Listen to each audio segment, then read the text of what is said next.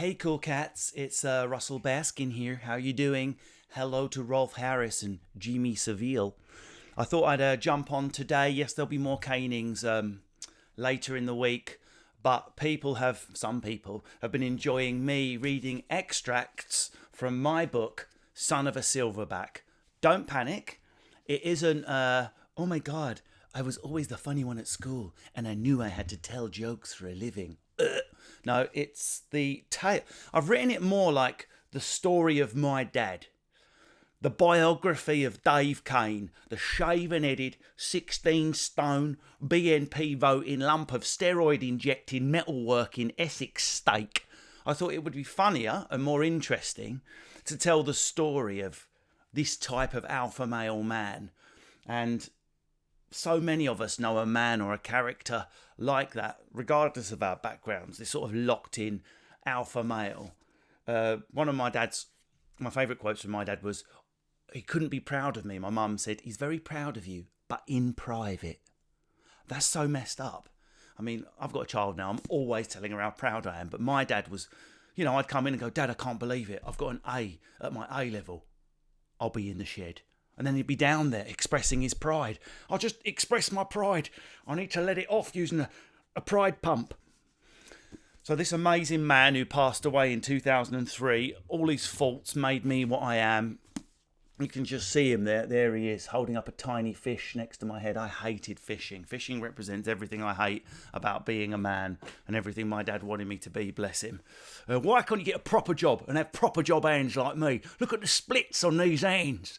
He would pick up food out of the microwave and purposely not use a tea towel to protect his fingers whilst holding eye contact. Boiling hot soup, is it, Julie? That's my mum. Boiling hot soup, is it? I'll just get it out of the microwave, boy.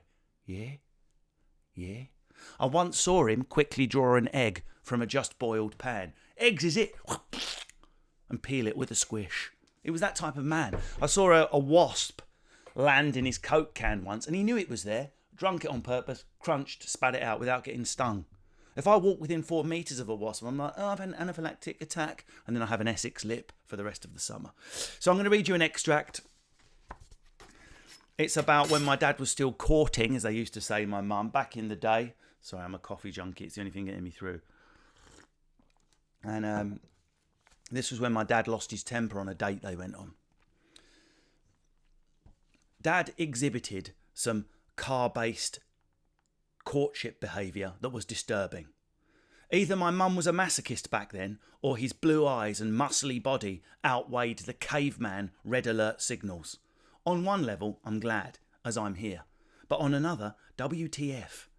Maybe it comes down to a theory I have about some women between the ages of 16 and 25 who suffer from a horrific condition called attracted to bastard disease. They walk into a pub, see a nice guy, and they think, boring. But they see Cokehead Gary on the other side of the room saying, when I'm drunk, I like to punch holes in the wall, and think, what a turn on. He put his hole through the connecting wall, mum. I want to marry him. He's been in prison twice. He's got kids by 3 different women.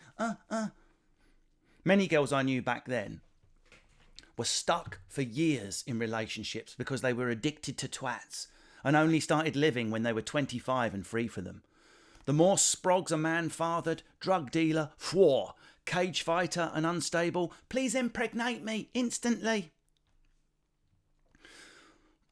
My dad wasn't bad like that, but he was a bit of a bad boy. He was pretty.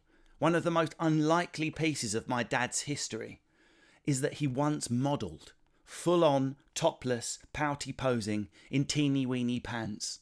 For years, I could not understand how this seemingly effete profession could be on the CV of metal smasher and doorman Dave Kane. I've reconciled it in my mind as belonging to that same central trait of always needing to be number one. My dad was obsessed with being number one, take care of number one. If I say narcissist, I don't mean that my dad loved himself. I mean more that his pride and ego required constant reassurance. He longed for it. And when wounded or tested, he bit back furiously. Take my amateur psychologizing as correct, and it explains a lot, including this tiny story. Dad had just collected Mum from Carter Hatch Lane in his Ford Capri. He had the same routine. Toot the horn once, bash the horn, and then out comes my mum, scurrying down the path like a child worker on her way to make trainers in a factory. I'm sure if my dad could have found a way of taxiing alongside the house and having my mum leap in while the motor was running, he would. As my mum remembers it, Dad was in reasonably chipper form as they drove to Treetops nightclub, Epping, a place which he sometimes did the door at weekends. This meant he got VIP treatment whenever he attended as a mere punter. He had slathered on his favourite Paco Rabanne shaving tonic and was bulging out of his fitted shirt, ready for a night of pissed-up female attention and masculine posturing while my mum looked on, thanking the heavens that she was the one who would be leaving with this brawny prize. As Dad told me once, when I was in my prime, boy, the birds just wanted to touch me, just to check if I was real. I was about 12 when my old man first said that to me. He said it many times after, as my pathetic puberty released the minimum growth hormones needed. Aged 12, I was right at the bottom of the pile at school. I didn't need to hear the sentence, "The birds just wanted to touch me." I was so big, my arms were so massive that girls couldn't believe I was real. Wow. But with all that brawn for Dave came a temper, just like that night outside Treetops nightclub. On that night, Dad wasn't just looking fine, he was tailored into fineness.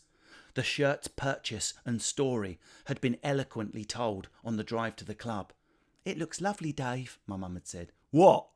"Your shirt. Fucking wants to, Julie. Took half my pay packet, know what I mean?" This particular shirt was extra special. Saved up from grafting on site all week and purchased at the expensive department store, Pearson's in Enfield, on the Wednesday.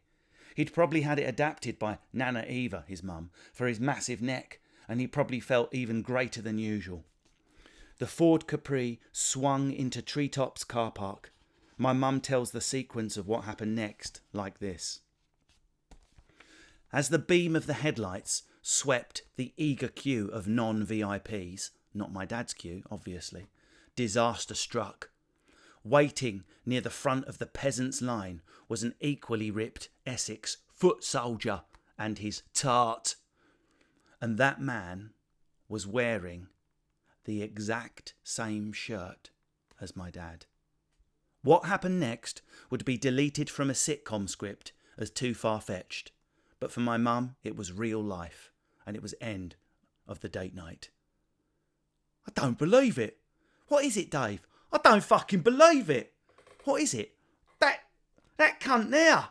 He's wearing the same shirt as me." "It's similar, Dave, but similar? It's the fucking same. It's the same shirt. Checked. He's even got the top 2 buttons open. Fucking Pearson's, wanker." "But you got yours from Pearson's." "I wouldn't, Julie, if I was you." "It's a nice shirt, Dave."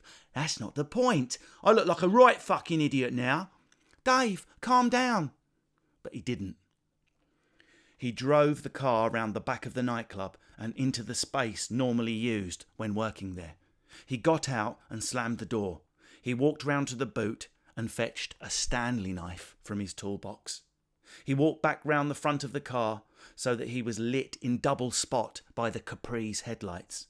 My mum had no clue what was going to happen next. Dad ripped off his shirt, the buttons spraying from him and hitting the windscreen like chips from an Epping B road. He stood there, topless, fixating on the shirt on his hands, a mad, half-changed Hulk, eyeing the replicant garment, the foul copy, the evil twin of another man's fashion choice. Then he shredded it with the Stanley knife, frantically, tearing at it with the blade over and over till he was left holding nothing but an absurd little piece of collar, which he dropped to the floor and stamped on like a cockroach found in some Cocoa Pops. He replaced the tool in the back of the car, then rejoined my mum. He was sweating and breathless. "Right, Dave. Well, that achieved a lot. Felt fucking right to me. And what we're going to do now? We're going to go home." He wheel span out of the car park, and they did exactly that, my mum being dropped wordlessly at Carterhatch Lane. That the shirt fiasco was somehow her fault was so potent that when I sat her down to retell me the incident in 2017, she still felt it. Then, Dad returned, speeding to Essex at a high velocity in the time before traffic cameras, when Ford Capris still ruled the earth. That's Son of a Silverback. It's available as a book. That's what this is. Yeah, got words inside, even got pictures. But it's also available. It's also available as an audiobook. Me going full at it for 8 hours. I recorded the audiobook standing. The only reason I'm not standing now is I don't have any trousers on. But yeah, get the audiobook. I'll put the links in the post. That's Son of a Silverback. I'll be back with some more canings very soon. Thanks a lot, guys. See you later. I wasn't lying. No pants. Bye.